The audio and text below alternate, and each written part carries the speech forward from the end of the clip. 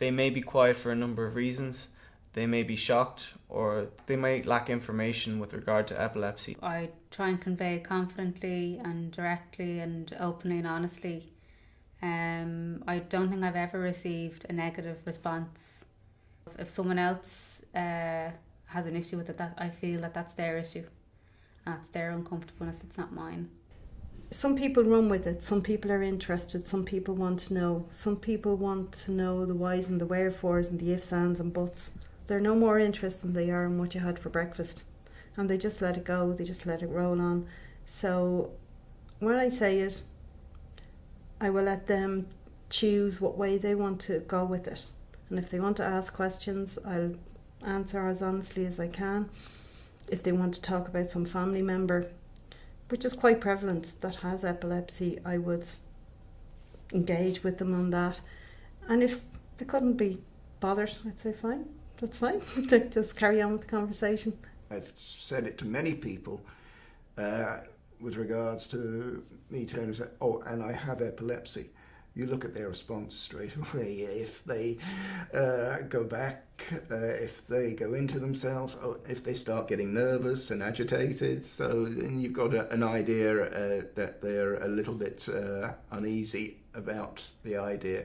So just try and keep them as calm as you can by giving them just the basic things of what to do, and tell them a little bit about yourself and your seizures. There is a wide selection of different types of seizures, so that's why everybody will be an individual in how they do this. If a person is panicked or shocked by the information, it's probably because they never had any suspicion of it before, because like I say, you don't let it consume you, and they probably don't know you well enough to know how you would react to them asking questions.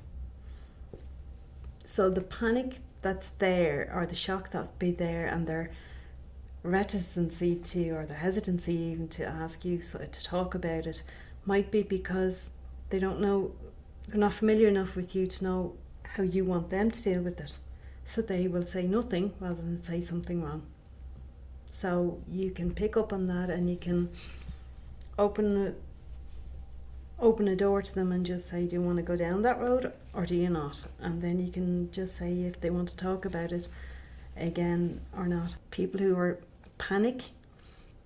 predisposed to panicking anything anyway, regardless of the situation. If they break a nail, they'll panic. Shock might be because they had absolutely no idea. And then the people who judge you negatively, I wouldn't choose those people to be in my life anyway, so I wouldn't be at all concerned about what they think. But when you are telling someone that you have this condition and they come back negatively and they can't accept you,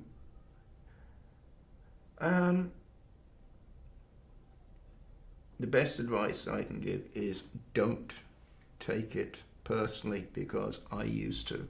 And it used to get me very angry inside. And I used to start then getting very angry at myself. And then why was I getting angry at myself? Because I had the condition. And then I was getting angry at the condition because there was nothing I could do about it, and I was asking, why me? Why is this happening to me? And then I said, this is all because somebody reacted negatively to me telling them that I had epilepsy. Who's the problem really with? And the problem really is with the person who can't understand somebody having a condition which is out of their hands and out of their control.